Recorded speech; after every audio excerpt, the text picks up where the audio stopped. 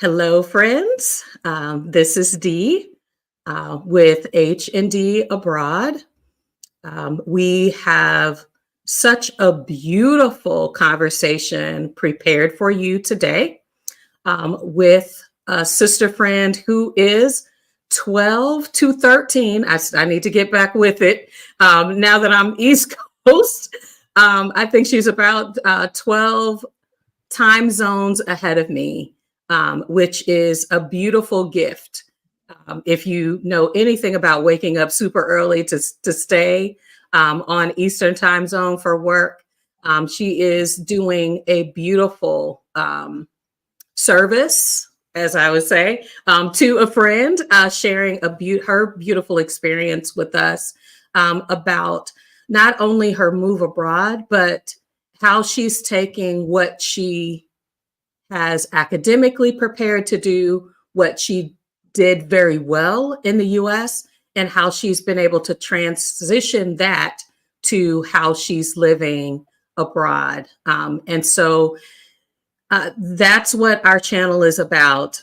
H&D Abroad is our real-time journey as we are making definite moves to our move abroad. Um, by the end of 2024, beginning of 2025. And so that takes research, that takes scouting trips, and it definitely, where we are saying is the difference maker for our journey, is learning from people who are doing it, who are doing the research, who are interested in this topic, who are willing to share their story with us. And then we're making these opportunities available to you. So if that's something that interests you, please remember to like this video, to subscribe to our channel, and hit the notification bell because we go live. This is a different experience because you're able, when you join live, you're able to ask your own questions of our speaker, of our guest. But if you are joining us in the future, hello from the future, please make sure you're putting your questions as well in the chat. If there are questions I can't answer, I do ask our guests to come back and answer them for you. We answer every comment. So because we appreciate what our community gives, want to say hello. Hi, Jace. Thank you so much for joining. She is joining us several time zones ahead, 6 time zones ahead. Thank you, LD, for joining. Hey, Sam, who's with Black Women Build Wealth. Today, I want to say thank you to Javonna for joining. I'm going to bring her into the studio. Hello. Hi. I was inspired. Let's see. I think I first saw you on Instagram and I was like, this sister is talking the talk of you can do it. I'm not an exception. You've got skills, you've got experience. Let's sharpen your focus and make your life work for you.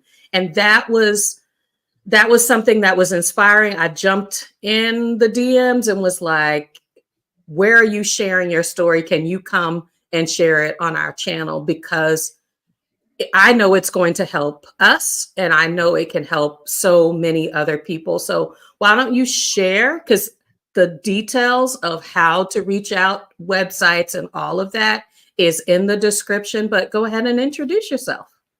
Okay, thank you so much for having me here this morning. It is 7 a.m. I'm talking to you guys from the future.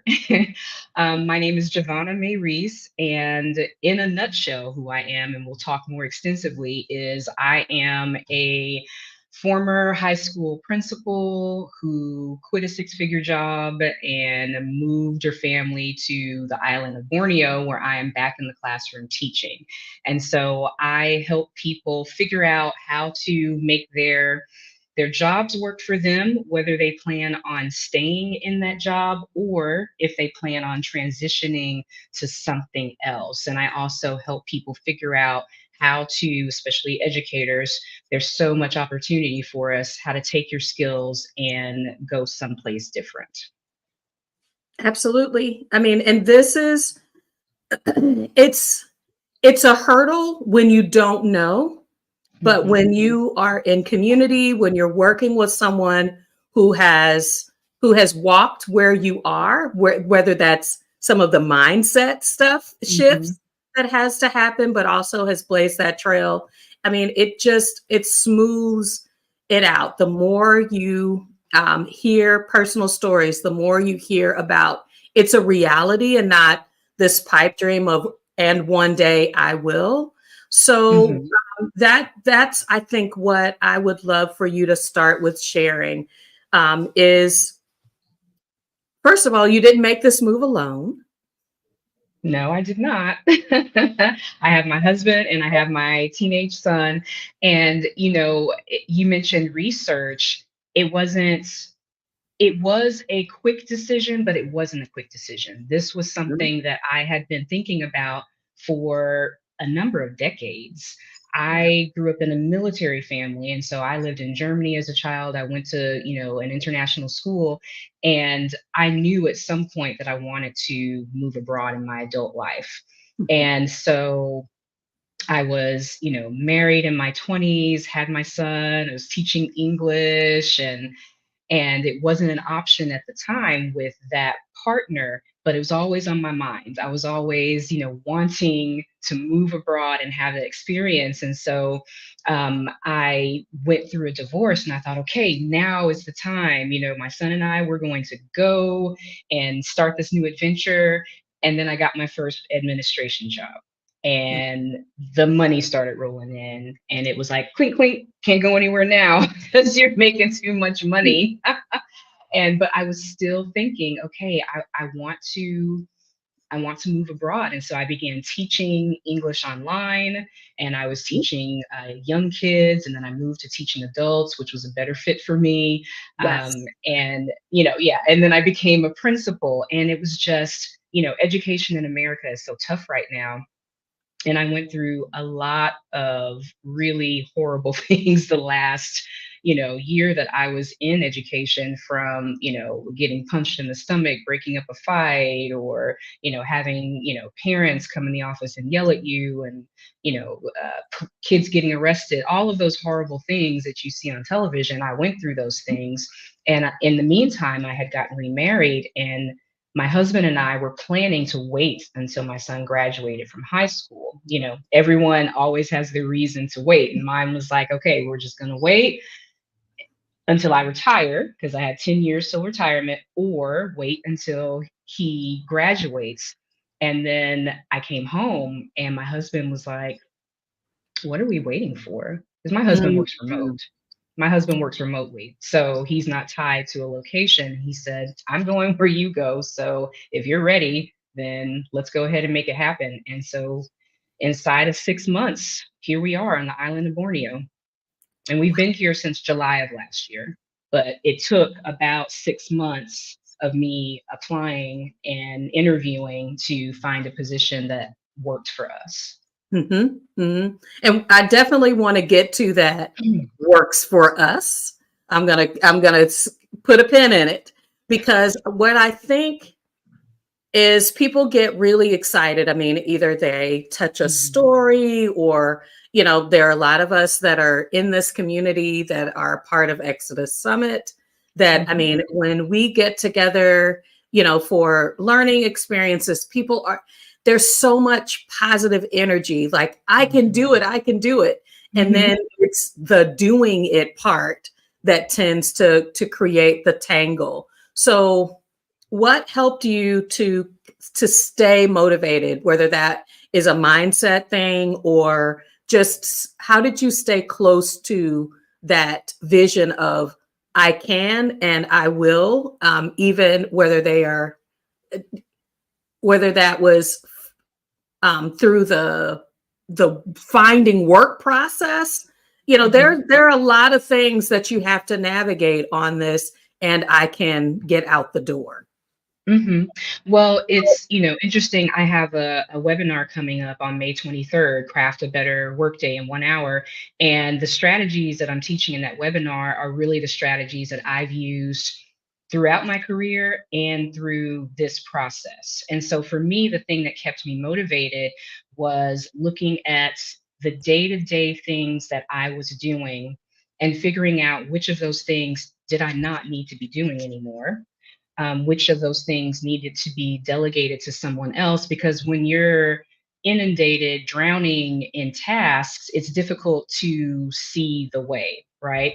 Um, the other thing that kept me motivated was being in community with other people who were doing the same thing, whether that's through Exodus Summit.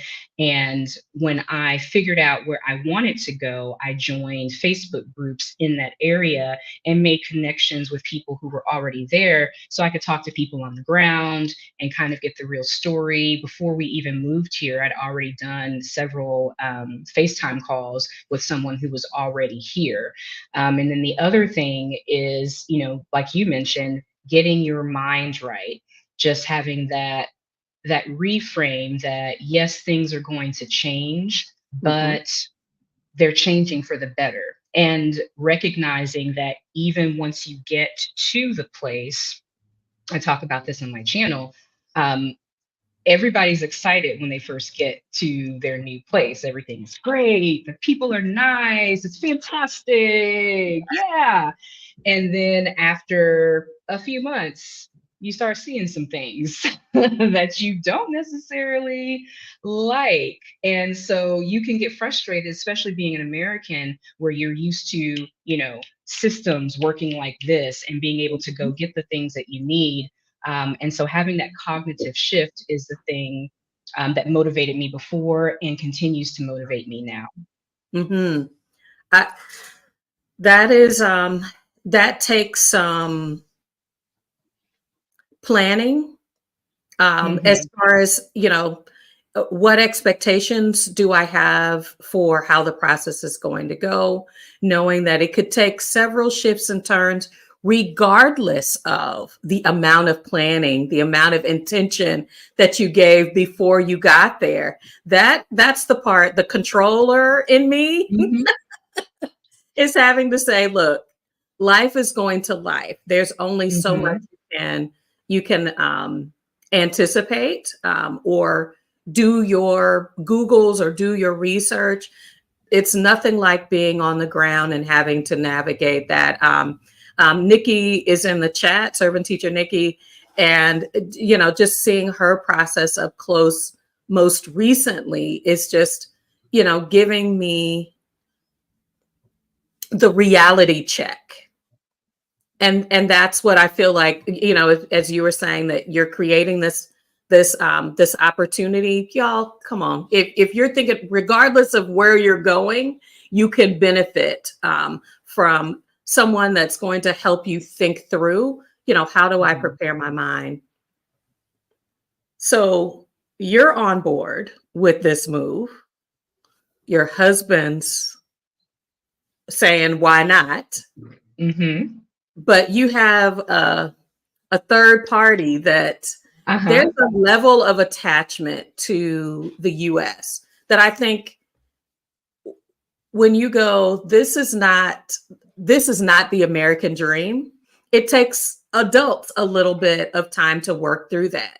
But when you're young and you have a young person, you know, they're attached to the people that are in this Hmm. place, and not just what they hope this country, what the US can bring to them. Can you talk a little bit about how you included your son in this whole Hmm. process? Yeah.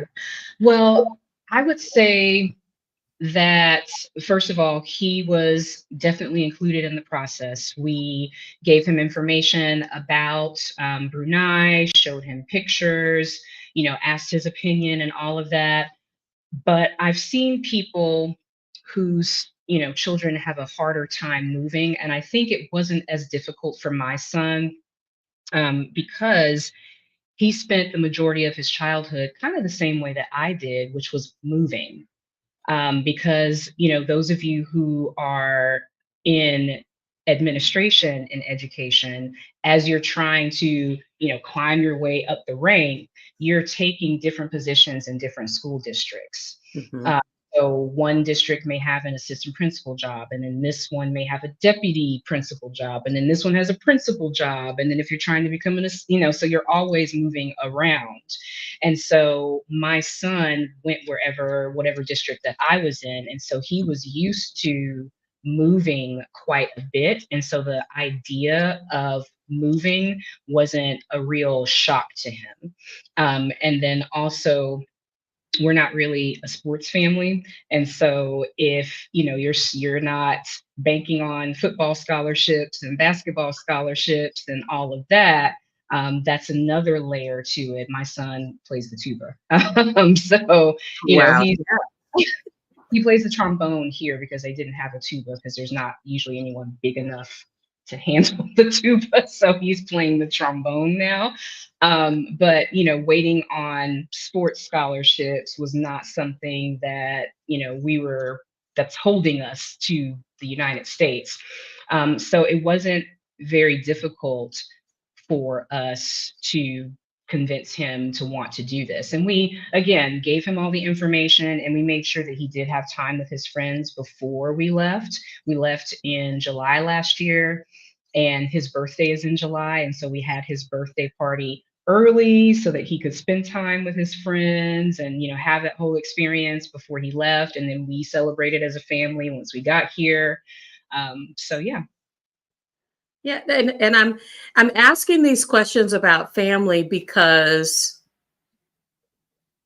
I feel like what I would have been called to if our kids were younger is I I want work to complement how I want to be a mother, how I want to show up to be a wife, and how I want to craft time for me, the things that not Mhm. just things that I'm interested in, but y'all, I mean, when you think about the work day, what you give today, I mean, Mhm. today was just, it felt like punch, punch, punch, punch, punch, punch, punch. And before you know it, I mean, I'm looking up, I start my day before 8. It's 4:30 and I'm like, where did the day go? Um, Mhm. and when you have days like that that are just back to back, even if it's a job that you love, it's like at the end of the day, what do I have to give to myself, to my partner, to my, to our kids?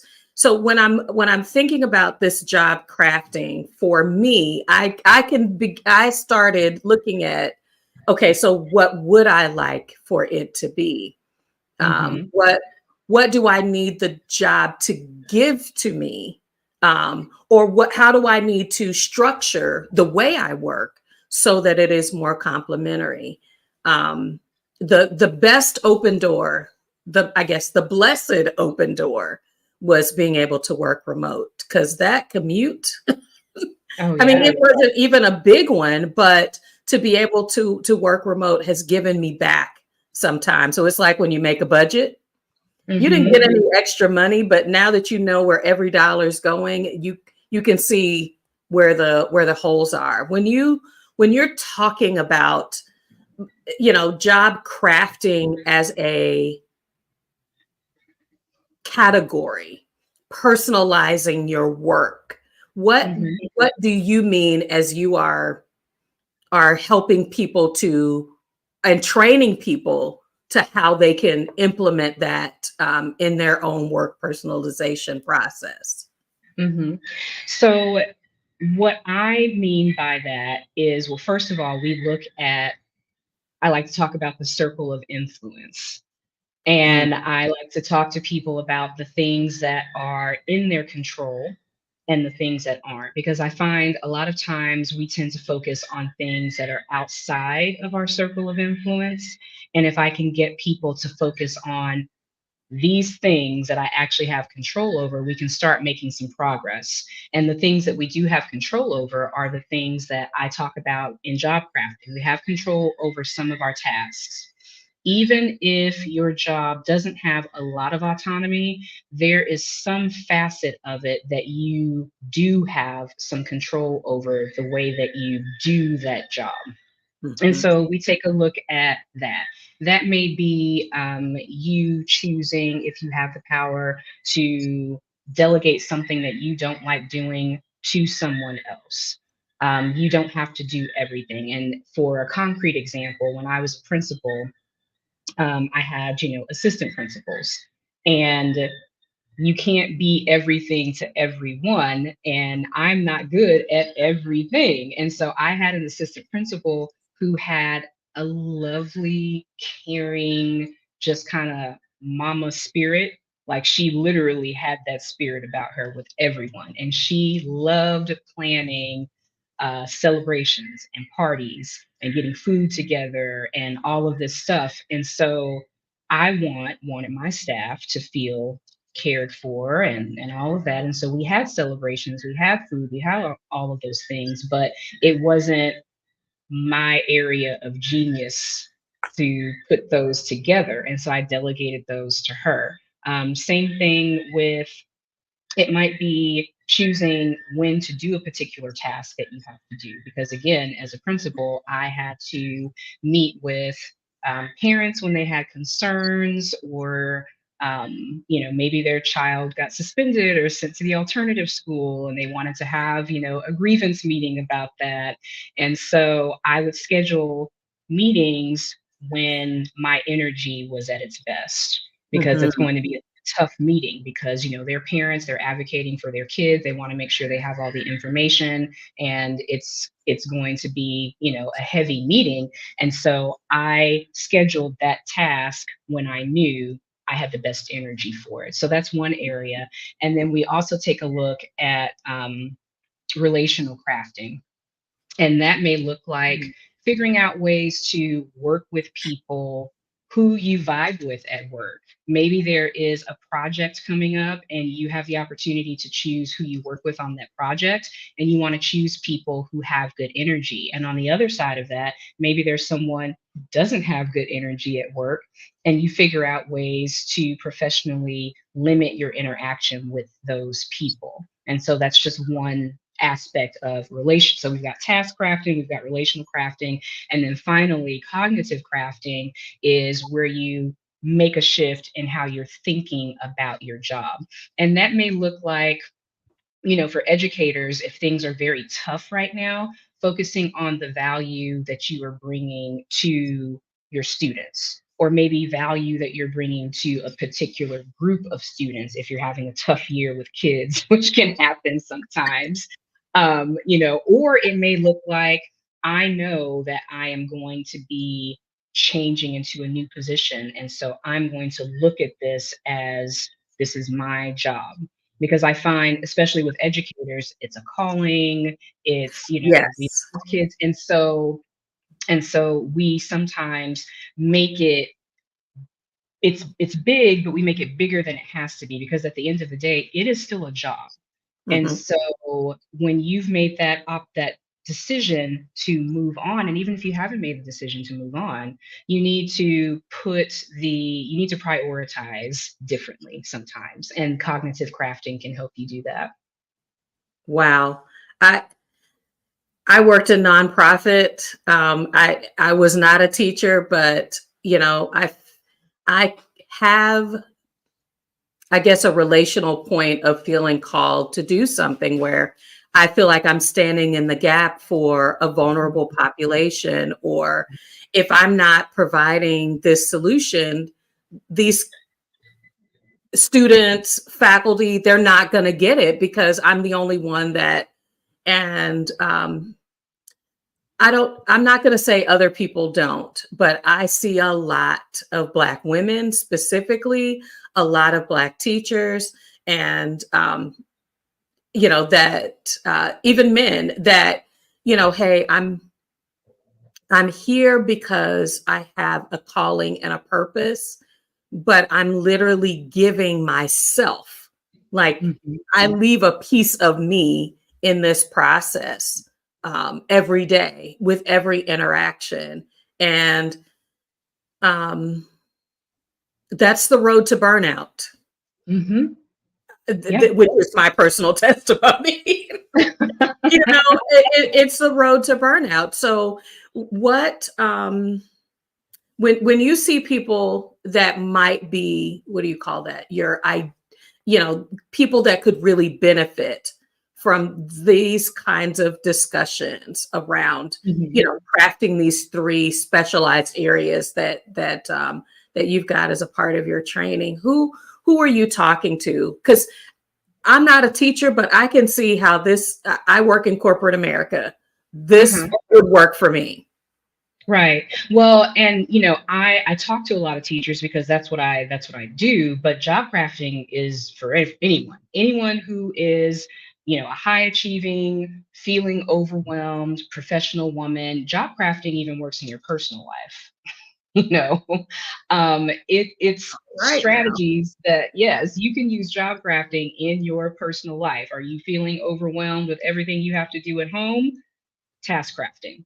Okay. Are you feeling depressed about yeah, it works everywhere. And so job crafting is for anyone who is feeling that dread of going to work because there's so much to do. They feel like they can't get it all done. Maybe part of them feels like a failure, like they're not doing all that they could be doing.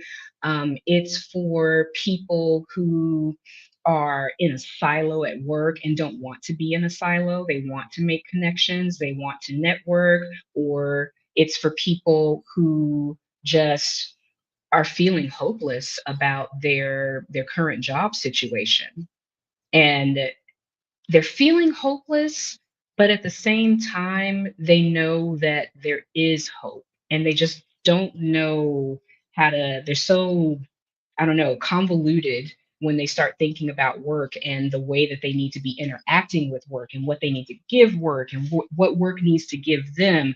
That's really who I'm talking to. I um I've talked about my burnout journey probably in little tidbits. This is making me want to say, learn the lessons. When you have burned the candle at both ends and in the middle, sometimes, yes, you can change your mindset, you can change the way. But if you have given all that you can give and you can't give anymore, I believe what you're saying is I'm not telling you to continue on with a job Mhm. that's not serving you. Like, I need a fresh start so that I can so that because people will always call you back to the ways you've always been doing things. So if you've Sure will. been staying, because okay, so my mother-in-law, my husband's family is very teacher heavy. These are people who will get to work at 7. They will stay at work till 7, 8, 9 o'clock at night. Mm-mm. And if you change your behaviors, if you begin to change how you're interacting with people, it's noticeable.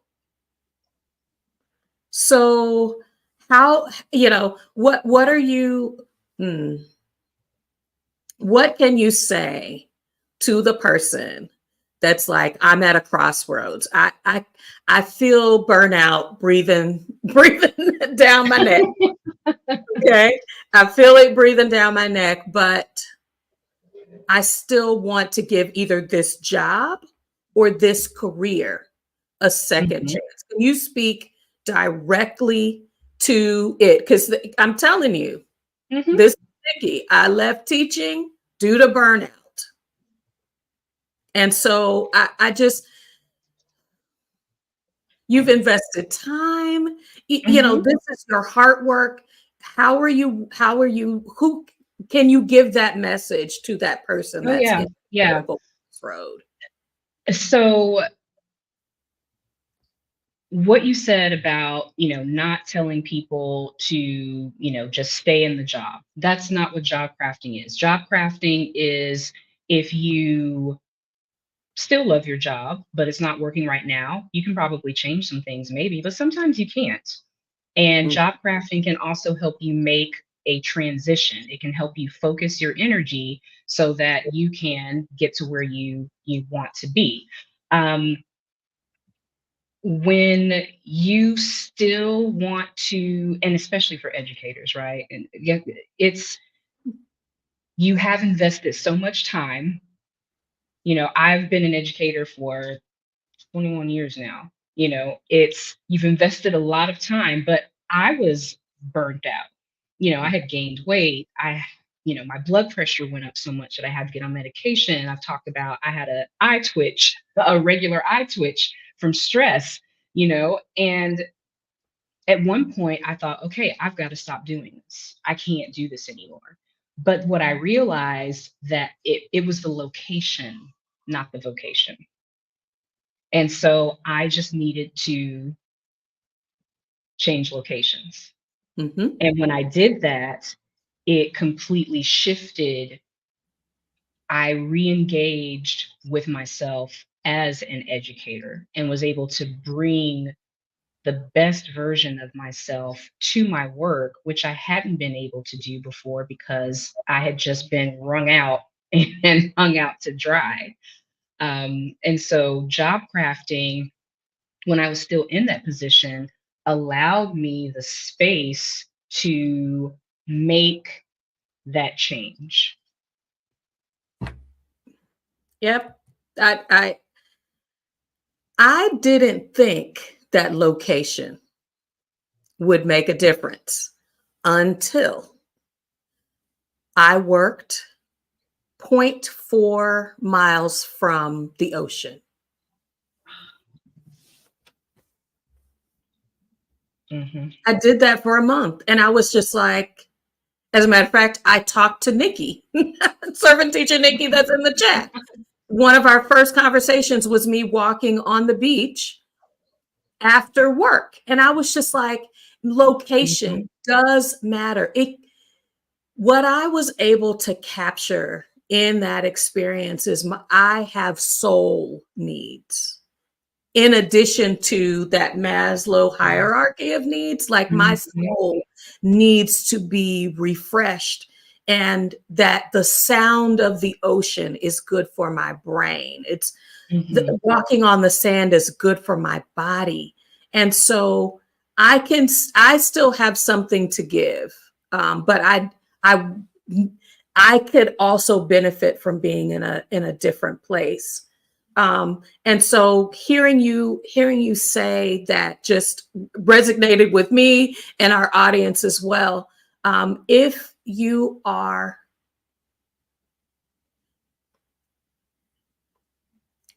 if this message is getting to you, if you can see those signs of burnout that Javonna just mentioned in your own life, these are warning signs from your body, from your brain. There's probably some from your partner saying you're not mentally available, from your children who are adjusting themselves to the lifestyle that you've kind of set up that doesn't serve anyone in your family well. You're being called to take action. If you needed a permission slip, write it during this conversation today. So tell us what is it going to be like to work with you? Now you've got the webinar coming up, right? Hmm. Yeah. What is that going to introduce us to? And once my appetite is wet, where am I going? Because I don't want to just be left with good feelings. So during the webinar, it's really an introduction where we dive into those three aspects of job crafting. And for each one of them, we walk through very specific strategies that you can use to start task crafting to start relational tasking to or crafting or cognitive crafting. So it's an hour-long webinar. And so we go fast and furious learning those three parts of it and then walking away with strategies that you can put in place if you want to start job crafting immediately. Now, afterwards, if you want additional help with that, I do have a community that's attached to that where you can have some support and be in community with other people who are on the same journey, and to get group coaching and to have access to exercises, a library of exercises to help you, because sometimes you're not focused on every piece of job crafting, right? Maybe you need to really hone in on getting the things that you're doing on a regular basis together. Or maybe you need to work on the relationships, or maybe you need to, work on making some adjustments on the way that you're thinking. And so it's not that you're trying to do everything at once, because life has seasons and we're all on a journey, right?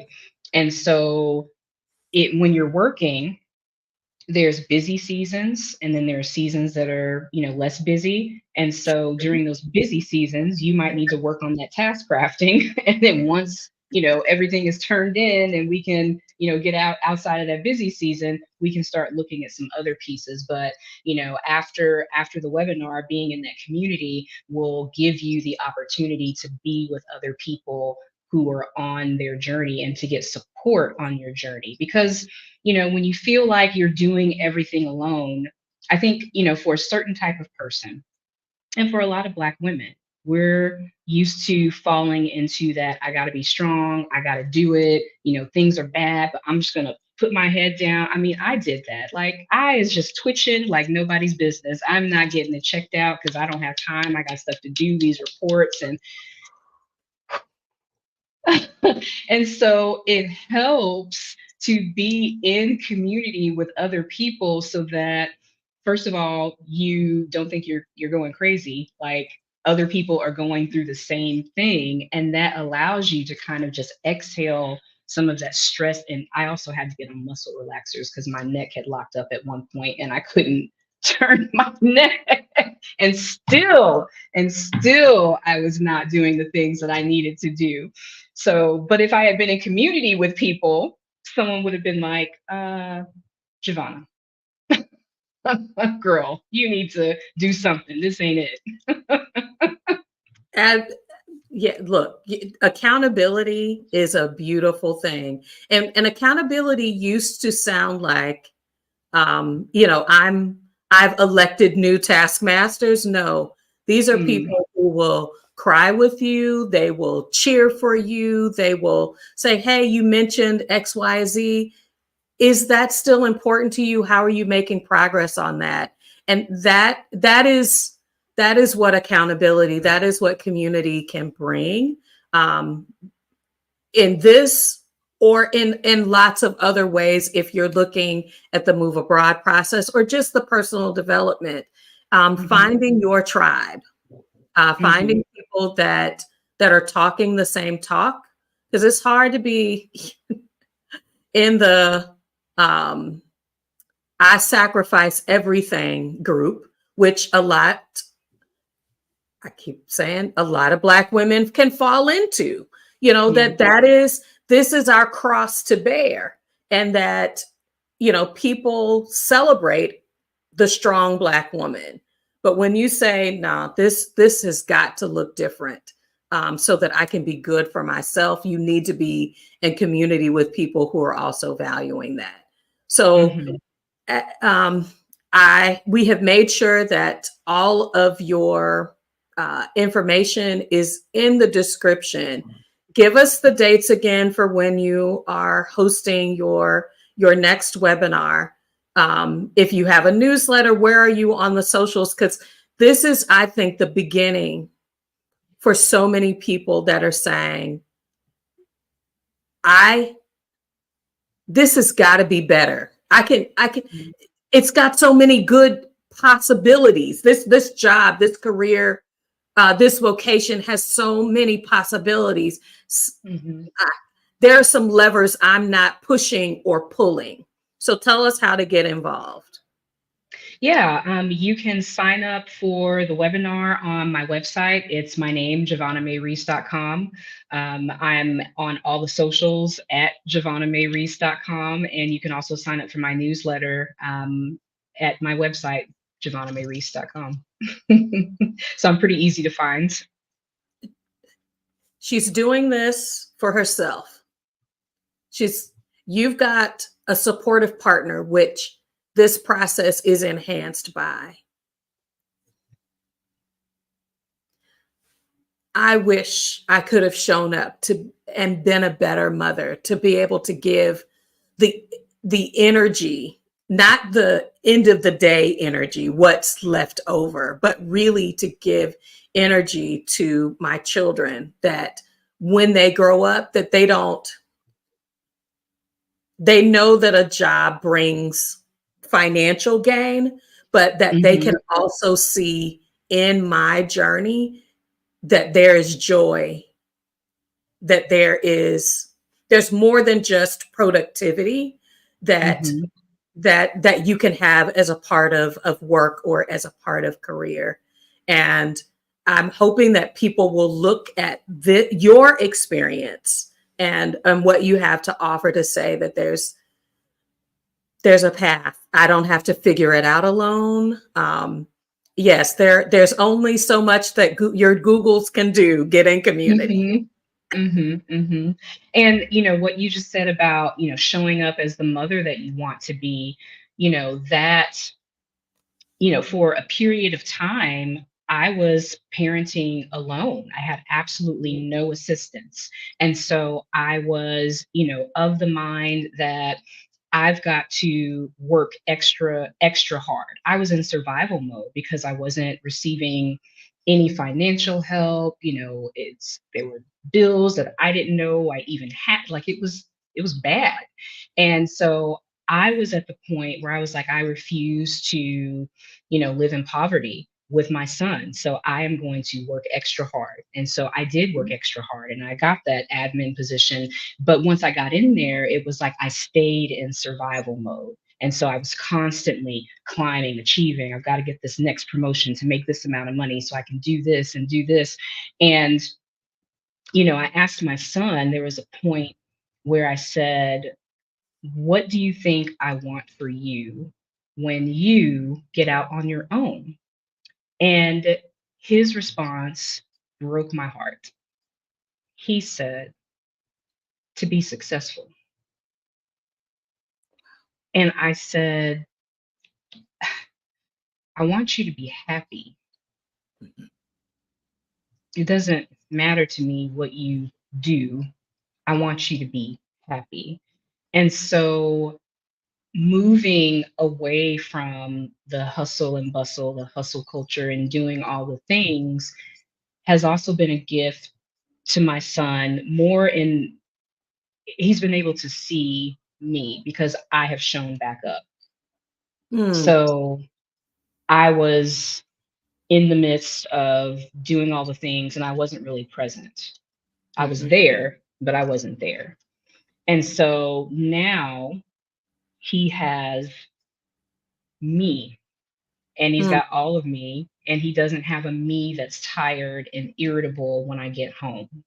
He's got a me that is, going hiking. He's got a me that's, we went to Bali a couple of weeks ago, or it's been a month ago now. We went to Bali. We've got plans to go, other places. We have more family time. So in addition to being at an international school and having friends from Scotland and Ireland and Britain and China, all these other places, having those experiences, he gets to experience the best version of me at home. And mm. so he can see there may come a point in his life where he is feeling like everything is coming down on him.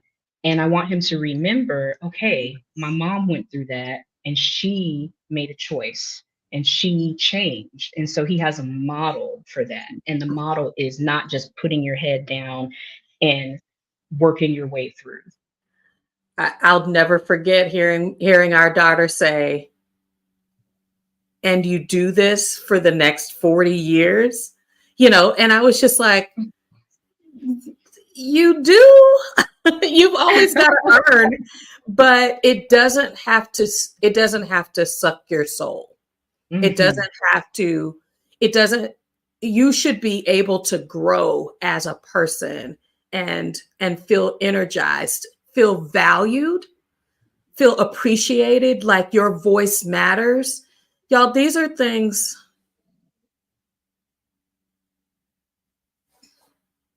This topic is hitting me dead on because it's first quarter. It is goals time at work. Mhm. Many of us are submitting our goal statements, having the beginning of the year conversations with our managers. Come different. If you want to come different to that meeting this year, Javonna is going to help you be able to have that vision. And whether you're doing a self-evaluation that you're submitting to your manager at the end of the year, or being able to check in with yourself monthly or quarterly, how am I improving my situation? How am I showing up? Not at work different, but at home different. Mhm. How am I showing up with the people that matter, and the processes that matter to me? I can tell when I stop reading, when I stop taking my afternoon walks. You can tell if you are paying attention that you're not centering the things that bring you joy. I want, let's see, we've got a couple of questions that I wanted to make sure we got to. Hold on just a second. I'm going to start with the one from Sam. Black women build wealth. From your experience, what do people you coach struggle with the most in the workplace? The people that I coach tend to struggle the most with doing a lot. It's the task part of it that they tend to struggle with, which is connected to, you know, cognitive issues as well, like thinking they have to do all the things. But I find when we look at what they're doing on a regular basis, um, they're doing a lot of things that they don't have to do. But somewhere along the way, they got this idea that they needed to do. And I'll give you a concrete example. I was working with someone, and this person was in tears. And this is back when I was a principal, because I've been coaching for a little bit now. And this teacher was crying profusely. And I was trying to figure out what exactly we needed to be working on. And so I just asked her to tell me about her day. Like, what are you doing in a class period? And so she proceeds to take out a couple of boxes of things that I've never seen before, books that weren't assigned to her subject, not something the school is making her do. She's taking out these boxes of materials and showing me this kind of convoluted thing that she's doing that requires individual feedback and all of this. And the kids are, and I let her, go through the rest of the day. And I was like, who asked you to do that? Mm, Because I'm the principal. I didn't ask you to do that. Who asked you to do that? Why are you doing this? And she was just kind of like, I don't know. Because nobody asked her to do it. And so I find when I'm working with people, they're doing a lot of things that nobody asked them to do. And it's causing them undue stress. And for some reason, they're not letting it go. And so we have to work through what is that process giving you, and how can we shift it so that if it's giving you something you need, how can we get you to do that in a way that's not going to have you on the floor crying in your classroom? mm-hmm. Ooh, girl, nobody asked you. Okay. That's a whole word right there. Nobody asked you to do that. Servant teacher Nikki is asking, have you found a community of Black expats where you are now? Yes, All I right. have.